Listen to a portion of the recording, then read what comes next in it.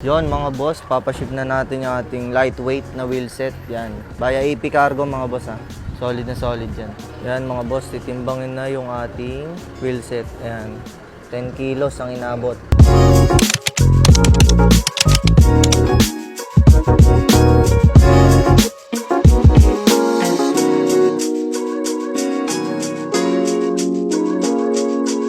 Yan, ready to ship na tayo mga boss. Naka-AP Cargo na. Yan. Maraming salamat Boss Roy sa pag-avail ng ating wheelset. At sa mga gusto mag-avail ng mga imported bikes, PM lang sa page na ZK's Bike House. Para sa mga malalayong lugar, abot hanggang Visayas at Mindanao ang shipping dahil trusted natin ang AP Cargo, GoGo Express at LBC.